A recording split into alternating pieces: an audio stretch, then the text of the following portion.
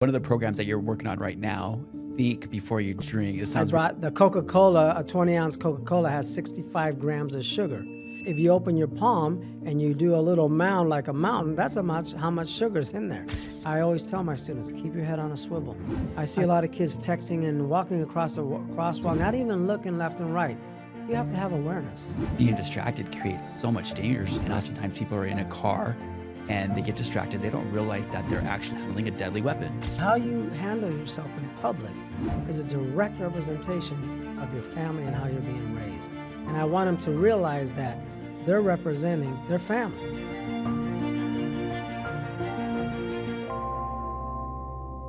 Turning Point's Covenant of Justice. I'm Isaiah Jerez. Today we're here with Louie Amaburo. He is an educator here in Clark County, been a pillar of the community for over 30 years, focusing on inspiring and educating and directing our youth to make sure that we have a better community for tomorrow. Thank you for having me. Louie, one thing that really inspires me is the commitment that you have to the community. And we've got an amazing athlete community out here, but as well, we have a lot of kids, a lot of troubled kids. I've represented some of those troubled kids in my life, and actually it's been, there's one case that I remember in particular, and it was in October of 2020, and of course, that stuff was just insane because of being locked in our houses and not being able to communicate and socialize like we could before. And these two kids just got mad at each other and one of them shot the other one, right? And it just breaks my heart to see like that's what happens in our community. But you not only focus on with the athletes, but you spend a lot of time with kids and kids that are in troubled circumstances. Absolutely. As well, right? I mean, I've been an educator for 34 years, and I've had 20,000 students in my career. So I've seen. I was just discussing this with my kids, or my students. I call them my kids, my students. 2 days ago, about I have had kids in the major league level make it to the top, and lawyers, and I've had kids where I've had a discussion on a Friday night, right after school, about I knew he was a gangbanger, and the next day he got caught, shot and killed by a drive-by. So yeah, I've seen a lot of the bad situations that are happening in our society and with our kids, and I try to just influence them as positively as possible. So yeah, there's a lot of role modeling needed to be done for these kids, and it's missing at home, you know. Yeah, as an attorney for myself, it's kind of hard dealing with this situation where I've got a lot of people who are put naturally into a situation and they're dealing with tough times in their lives and finding the motivation to continue to wake up and fight for them. But as an educator, right, and seeing that, I mean, let's start at the bottom first and we'll go to the top. But seeing that where you lose a kid, right, a friend. Yes. How do you continue to do it? How do you continue to go back to work and to try to inspire and direct those kids? You know, it's I've had two. Last year, I had a kid commit suicide, and he was one in my classes. I've had 2 suicides in the last 2 years, and it's very difficult because you know you almost adopt these kids as your kids, and I have over 200 and something kids in my classroom, and I know that they need me. It's just something that I feel, and I do it, and I've been doing it for 34 years, and I don't even call it work. I call it I'm going to school. I have never stopped going to school, and I love to have interchangeable conversations with the kids, whether it be diet, working out, making proper choices in life, and that's my job as an educator, is to give them the bullets, to put them in their brain, and so they can make proper choices when those situations arise. Hopefully I can do that. But yeah, every day I wake up and I'm still excited. And I could have retired 4 years ago. And I continue to do it because the day it becomes going against the grain, going to school, then I'll retire. But as of now, today I had an amazing day at school. We were talking about the sugars and the kids and what they're ingesting and so on and so forth. But every day they inspire me to get up because I know that I can give some type of positive message daily. And if I reach a few of them, I'm successful. So arming them with the wisdom to then go out to make the right decisions, become profitable members of the community instead of bringing the community down. How are you able to communicate with them? Because like I deal with a bunch of kids, right? Whether that's a home, whether or not it's a church, Yep. and just getting them to open up, it's like cracking a nut. You know, I have a reputation, and I've been at the same school for 32 years, and they know my athletic background, and I get that respect from that, and I use that because they respect the things that I have done. So by me doing that, I can communicate with them. And me, you know, I've got 2 degrees from college, but I'm more street smarts than I am book smarts. And I was raised, you know, they say on the streets, and I basically was. My family wasn't very rich or didn't have any money, and I can relate to them. And my first language was Spanish. And as a matter of fact, they held me back in the kindergarten because they thought I had a mental situation or that I couldn't think well because I didn't speak English properly. But I can relate to what a lot of these kids are going through. I know that I used to have to read 2 or 3 times before I understood something. To this day, still, you know. And I know that they are going through those things, and I put myself in their shoes because I was there. And that's the way I can relate to them. And I talk to them at their level. I could be articulate with them, and then I can break it down for them. And that's where the respect factor comes in. And that's where I get the respect. And once you get the respect from these kids, I think you got them. Okay? And then I in my classrooms, discipline is everything. I always let them know that. Without discipline, you have nothing. And then by coming to school, that's discipline, whether they know it or not. Waking up to go to school, whether you like it or not, took some discipline. But that's the relationship that I have with my kids. And I have a good rapport with kids because of my athleticism and the respect factor. That's how I can communicate best with my kids. So right away, they recognize, okay, this guy's done something with his life. Correct. Number 2, they see that you respect them and they'll respect you. And you continuously do that. The respect factor at the middle level, which I teach is 8th grade, which is a very difficult level. I tell people I teach 8th grade, and they're like, "Oh my God, are you crazy?" You know, I think you are. You are. A little yeah, bit crazy, I know. right? For Yeah. 34 years, and I've taught health for 34 years, and that's what I've taught. And I love it. I got to tell you, because at that age, you can still reach these kids. You know, when they get to the higher levels, high school, and so on and so forth, they may be set too much in their ways, and you may not be able to reach them. But I can still reach these kids. I have turned kids around. As a matter of fact, this year, I got a little student of mine that he picked my brain every day about nutrition and working out. And man, he's turned around his whole life. He's joined a membership. He's prepped meals. His refrigerator is amazing. I go, this is crazy. But I was an influencer in that, and that makes me feel amazing. You know, so when you see things like that, it's why I like to teach. That one difference, right? That one difference inspires you, keeps you going back year after year Absolutely. to face those same challenges. Absolutely. For 34 years and 20,000 students later, here I am. And, you know, I don't, people say, when am I going to retire? I don't know. I don't know because, you know, I really do enjoy it, really do. Yeah. You know, one thing interesting that you brought up is when you were in kindergarten, they held you back because they thought something was mentally wrong. Yes. So my grandmother, along with my father and my uncle, immigrated from Colombia. Yeah. And they taught Spanish in the home. And then my oldest cousin, when she went to kindergarten, same thing. They thought she had mental disability because she wasn't communicating properly, Right. because she spoke Spanish. So after that, my uncle and my dad, there was no more Spanish in the house. Like, it was just, hey, let's focus on teaching the kids English. Yep. We're not going to teach the kids so much Spanish anymore. And unfortunately, you know, a lot of us, you know, I was lucky I ended up learning Spanish, but a lot of us didn't end up having that as other And language being bilingual, because of the way. yes. Yeah. And I know, I think it's very important to speak 2 languages. I'm happy that I was raised the way I was, and I was able now to speak 2 languages, and you know, that makes you more marketable, and you know, it's easier to get jobs that way. But yeah, it's a situation where in my family, we only knew Spanish. My parents were from Cuba, and we only knew Spanish. And then I was the translator later in life, and And that wasn't easy because they want you to understand tax law and stuff like that at the And how old were you? You were 8 years old? 13 or 10, and you're Yeah. like, I don't even understand what this word, and they'd be like, what, don't you go to school? And yeah, but it's a different culture, but it does make you it does make you a better person for sure, you know. And I like I said, it's quite the thing when they held me back. I laugh at it, but they did hold me back because they didn't think I could speak English and I couldn't function correctly. So, joke was on them though, right?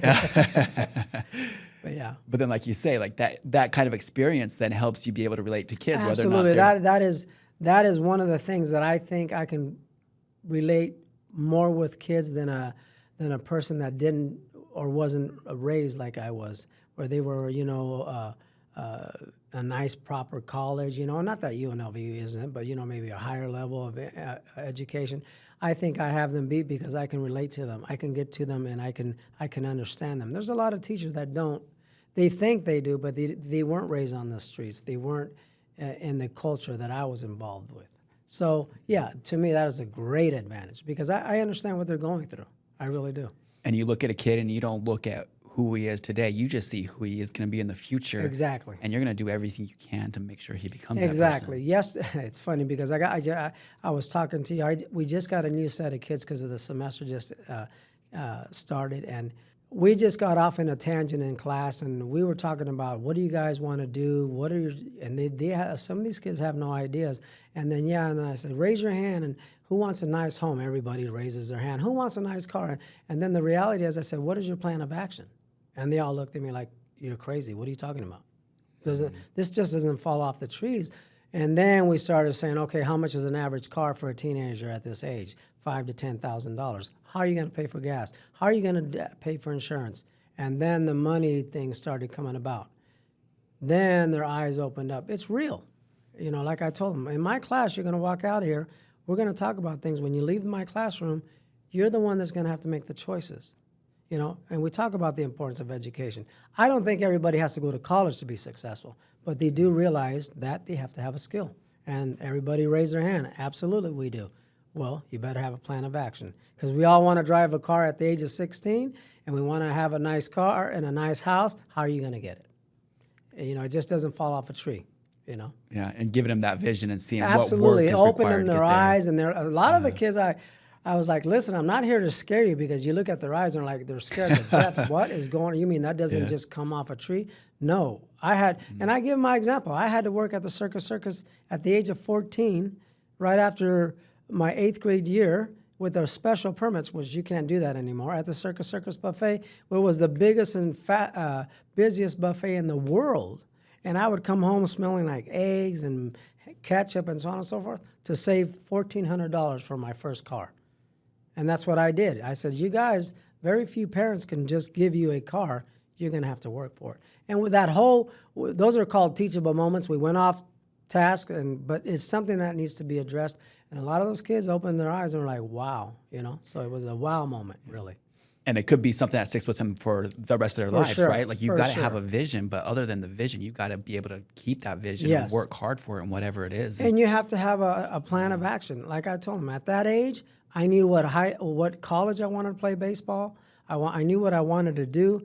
And, you know, just to give them that mindset, I said, you guys realize that you will be in high school this year. They're on their second semester of 8th grade. They're like, what do you mean? In August, you're going to be in high school. Now, and then 4 years later, you're going to be competing in the real world. What are you going to do? And, you know, it's not, it is scary, but they don't think about it that way. And it's a wow moment, as I call it. Yeah, I was, when I was in high school, I was a troubled child. Like I didn't have any vision, and I ended up filling my time up with just getting in trouble. And I ended up being a thief, ended up being violent, and got to the point where I ended up arrested. 17, it's my senior year in high school, and I'm going in front of the judge, and I had been in the detention center the whole time, right? Wow. I walk into the courtroom, and I look in the back, and of course my parents are there, and there's no greater sense of discouragement within one to see your parents on the other side of that bar, Yes. like in tears. But my ski coach and my football coach were there too. And I can't imagine what that call was like for my parents to say, hey, Isaiah got arrested. He needs your help. But they came. Yeah. Right? And they came and they were there providing, if anything, moral support for me. I don't know what it did for the judge, but it provided that moral support for me. And I think about where you're at right now. You love these children, right? Like wherever they're going to go, you're going to be there for them. Absolutely. You know, a discussion we had yesterday again with my new students was, I said, do you guys realize that you're representing your family at all times? And they got real quiet. And I said, you all have a last name. I said, you've seen football players, you've seen the soccer players. They all wear their name on their back. I go, they're representing something, aren't they? I go, if you're representing the USA, okay, you're representing the USA, you and your family. Here you're representing you and your family. How you act is a direct representation on how you're being raised. And they look at that like that, and they don't really look at things that way. But I said, how you handle yourself in public is a direct representation of your family and how you're being raised. And I want them to realize that they're representing, or they call it repping, their family and everybody around them. So, and then they look at it and go, you need to handle yourself in all places at all times because you are being looked at. And if you're an athlete, you're under a microscope. And I put it to them in a perspective that I think that they can understand better, and I want them to realize what they're doing. Because you got a kid in class acting like a clown, that's a possibility that there's no discipline at home, or there's nobody to come home to and have consequences, like I did with my grandmother, and I'm sure you did. Okay, there's a lot of parenting that is a cause of that. But a lot of it, these kids don't understand that, yeah, they're great at home, but then they come out and they don't have any direction. But then they forget that they are representing someone at all times. And, and I make sure they understand that. So one of the programs that you're working on right now, Think Before You Drink, it sounds really interesting. I'm kind of interested to find out about this. Like, what is the focus of that, and then what is the program exactly? The focus is we're starting off with nutrition, and because I like to capture the kids, because a lot of the stuff can be dry. They're not excited. But now the Rethink Your Drink project is a project based upon sugar, and we know now that the sugar, I say sugar's the devil. Okay, with diabetes and the obesity things or situations that we're having in our society, these kids don't realize what they're ingesting. Okay, so the Rethink Your Drink project is they pick 15 sodas of their choice. They got to give me the brand, the content, and in doing so, we learn how to read labels because, if you don't read the serving size, you really don't know how to multiply the rest of the numbers in that label correctly. So if it says 1 can, it's 1 can. But if it says 1.5 servings, they get confused. They don't know how to multiply. So I make them aware of what they're ingesting. So yeah, and then what I physically do, we'll pick out a certain amount of sodas that they pick, and I get a scale, and I weigh the amount of sugars. Like today, we were just as a sample introducing the project. I brought the Coca-Cola, a 20-ounce Coca-Cola has 65 grams of sugar, which is about, if you open your palm and you do a little mound like a mountain, that's how much sugar is in there. And when I physically and visually show them this, they open their eyes like, oh my God, and give them a different perspective. And I say, save your money, just grab all this sugar and throw it down your throat. And they said, I don't want to do that, but that's exactly what they're doing. So it's just an awareness type of thing so they can understand that there's sugars and hidden sugars in everything they're eating. And also we also searched today that the average American takes in about 57 pounds of sugar in a year's time. Holy cow, 57 pounds. That is a lot. I mean, especially, and you talked about it, the diabetes issues, the obesity issues that we have, and what that might do to your insulin levels throughout your body. Absolutely. We have we talked about diabetes, type 1, type 2. They're not aware of this stuff. Mm-hmm. And you go to the lunchrooms and you're seeing the candy stores and you got a line that looks like DMV, and you got the salad bar that nobody's there. Because, it tastes great. Sugar's amazing. Who doesn't like sugar? but it does a lot of damage to the body too as well. And so the rethink the drink is number one, helping them read the labels, recognize Absolutely. the labels, recognize what's actually on there. Yes. Because it's not just about the soda. It could be about anything that you find in the store or whatever. Correct. Energy drinks, anything like that. I just want them, listen, I say, you guys are going to leave my classroom and you're going to drink this stuff. It's okay. But at least know what you're drinking. And I want them to have an awareness of what's going on. That's my job, to make my kids aware of what's going on in our society. Yeah. Which I guess is the second part of it, is making them aware, saying, hey, look, there's a better option. There's going to be a better option for you, whether or not you're going to make that change today, 2 years or 3 years down the road. Absolutely. Just please remember this day. Absolutely. And I can assure you, I had a kid come up to me today and say, hey, Mr. A, I had a kid offer me a Sprite, and I said, no, thank you, I have my water. Okay, message was taken. And I love hearing things like that. So that's my job. That's what I do. So let's talk about some of those kids that have been kind of more on the successful side. And do you recognize them when they come in the classroom or when they come into the gym? Do you see them right away? You're like, this student right here is going to make a difference. Yes. It's funny. Our school is a microcosm of a little community. And I've been teaching a long time. And I could see kids that are like this little kid, Steven, that I have now. He's going to be successful. There's just he's a type A personality. Anybody who prep meals and puts his containers in his refrigerator neater than I've ever seen is going to be successful. I can see kids that have that spark in their eyes. I really do. I can see them right away. And then there are some that I may not have judged correctly and prove me wrong, and that's great too. But yes, I can read kids and see the ones that are going to be successful, are just going to make it. It's a pleasure to have students like that little kid that I just described. Yeah, in my business, right, I don't get paid until I actually win the case, right? So sometimes I'll get a case and I think it's going to be a loser, but I take it because I like the person or whatever, and it turns out at the end like it's a big win.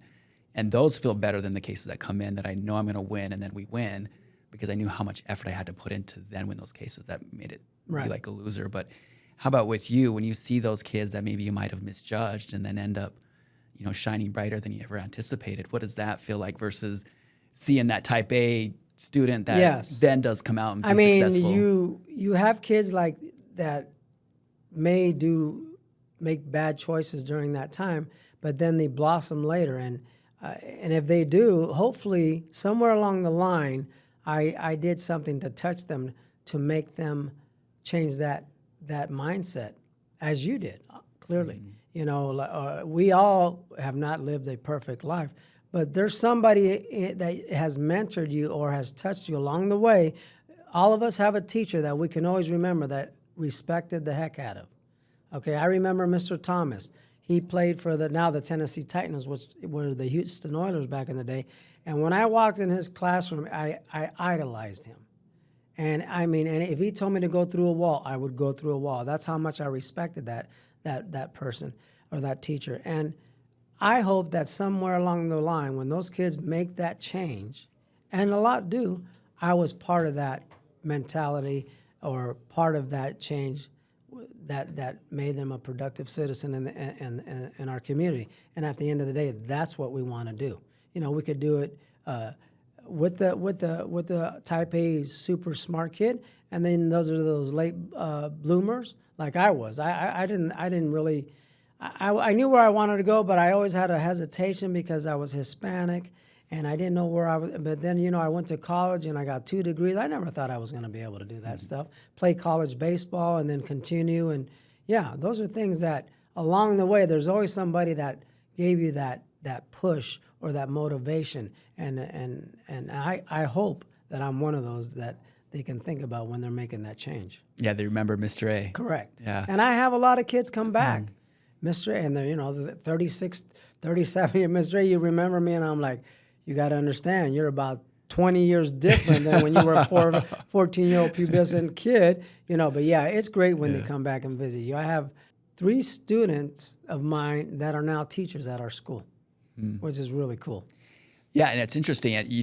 I'm sure you saw recently that there was a judge that was attacked here in Clark County where he jumps over. Yes. And I think from now on, we're going to start seeing the bailiffs Absolutely. right in front of the judge. Absolutely. Probably not so much on the civil side because civil attorneys are just, Yeah. it's like a funeral whenever you go in there in front of the And judge. I was talking with my wife, who happens to be an attorney, and I told her, I said, there was a lot of security issues raised. And I said, I guarantee you, and I may be wrong, you're going to see a plexiglass in front of the judge. You're going to see the bailiffs perhaps, in a different position. Because what happened, that was pretty quick and fast. And he did the Superman, and that was quite scary, actually. But as a teacher, and like right now in our society, there's so much rhetoric about what's being taught in school and the concern about sending the children to school because of what's being taught there, and then the dangers that are associated there. And maybe it's an option of not even sending the kids to school anymore.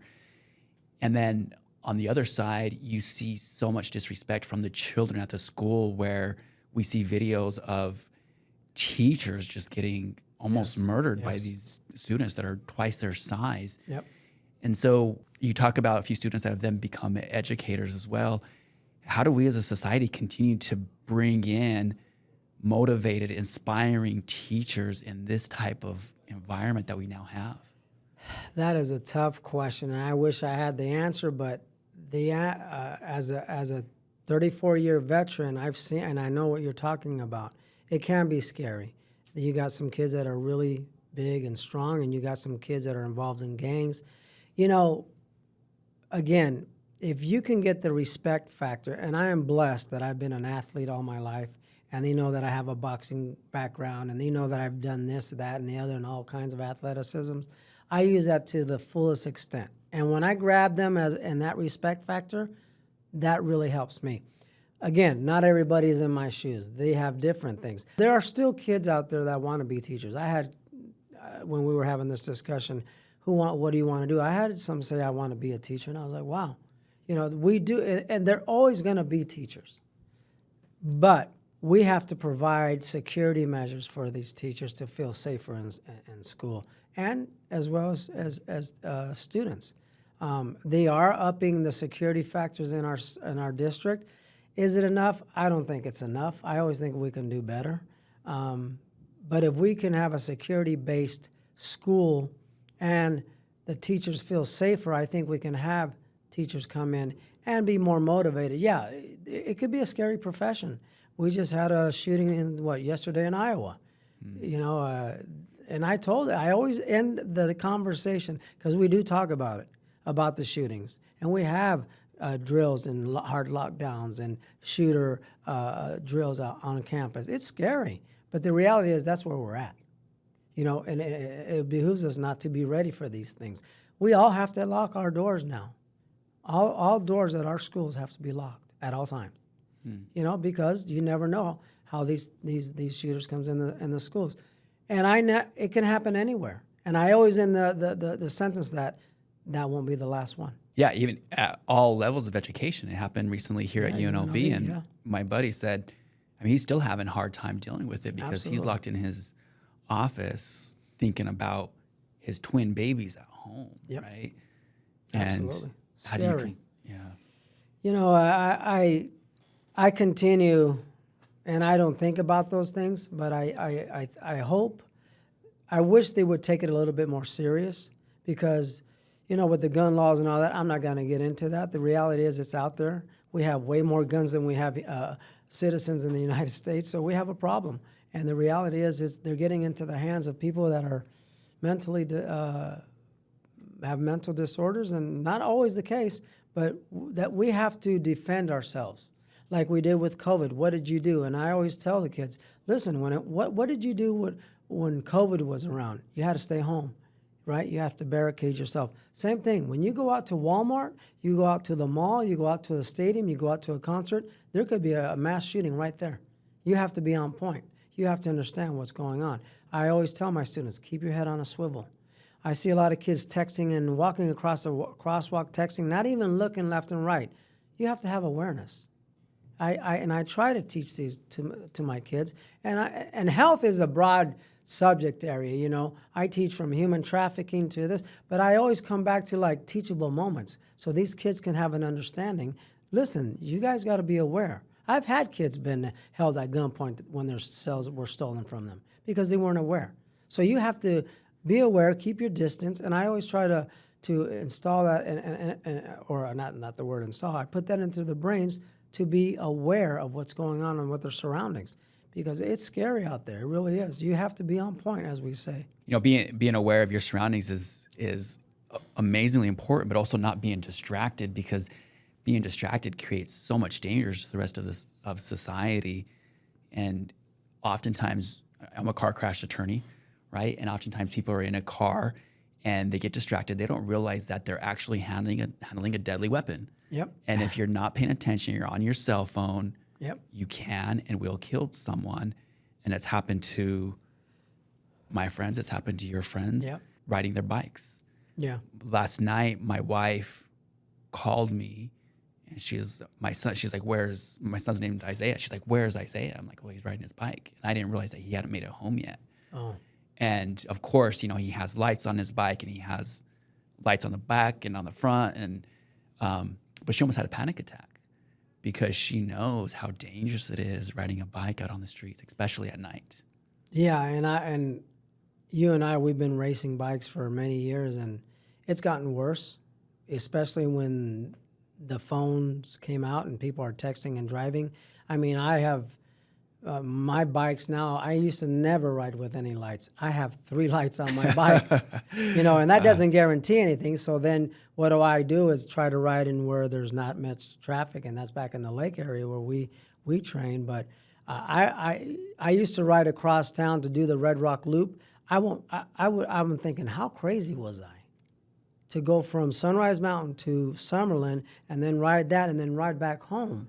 I would never do that right now. Never would I put myself in jeopardy like that. But that's what we used to do. But then again, the phones, I mean, were a problem, but they're not such a problem as it is now. And then again, the population of Las Vegas has increased dramatically. I mean, I was here when there was 200,000 people, and now I don't even know how many millions of people are here now.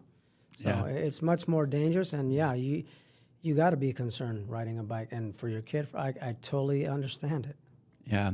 And it's, you know, we try to always tell him, you got to ride with your head on a swivel. You've always got to be looking around. You've got to anticipate that the driver is going to do something wrong. Absolutely. But sometimes there's just no way to avoid it. Luckily, I've not been hit by a car. Yeah, I mean, knock on wood. I call it an anticipatory set. And it makes you a better driver. You know, it really Right. does, because you got to really know what that car is going to do before it does it when you're on the bicycle. And it is, you got to think. It's just not riding. Now, when you're in traffic, you got to think before they strike, basically. And God, you know, knock on wood, I've had our close calls. We all have had close Right. calls. But knock on wood, I've never been hit by a car. And I don't even like to say that, but yeah. Yeah. A lot of people don't realize it, but I think Las Vegas has some of the best riding in the world, because we have roads that go on forever that are great condition. Yes. And like, you don't get stopped by a stoplight, stop sign, nothing, right? Yeah, we're blessed because we live on Sunrise Mountain, and I know you're in the Lake Las Vegas area, and our backyard is the lake area. We have rides from 100 miles straight to 50 miles nonstop back there. It's unbelievable riding here in Vegas, and then the weather clearly is amazing. Except when the summer comes, it's quite difficult and oppressive. But you know, you deal with it. But we do. I always tell people, Red Rock area is beautiful, but the best riding for me and the best training, the hidden secret, and don't tell anyone, is back there in Lake Mead area. Yeah, Lake Shore, North Shore. Yeah, absolutely. You can go on forever. Boulder City. Yeah, it's amazing. And for my son, for the longest time, we just had to ride within the community. We have a little 2-mile loop, and he hated it, and he wouldn't go ride outside because he was locked there. And so now I've kind of let him to go outside the community as long as he's riding with his friends. But last night he was riding over to Anthem, and that was, I didn't know that. He said he didn't know that until he got with his friends, and it was the same point. Like, okay, I used to ride out there all the time, but I don't remember the last time that I rode him from home over to Anthem. And I'm looking for some advice here, right? How do I advise my son without demotivating him, right? Yes. I want him to be motivated. I want him to go out and ride his bike, Yes. but at the same time, like, there are places where you can ride that are safe, and it's fun to explore. It's fun to go into places. Sure. That's why I have a bike. Yeah, and I'm thinking he's got the same motivation as we do, but the situation is much different now. There's more traffic. There's less awareness with the drivers with cyclists. You don't want to demotivate him or demoralize him in what he's doing, but he's got to understand that perhaps that wasn't the best choice, and you need to let him know that we need to train in less restricted areas and less traffic areas. And yes, you did it. You went to Anthem. I used to go across town. And, the older we get, I guess the wiser we are, right? Mm-hmm. He's at that age where he doesn't think like that. He's just thinking about having fun. And you're looking at the father aspect of it, which is very nerve-wracking, and you want the safety of your child. I guess awareness and really talk to him about the awareness and the risk factors sometimes.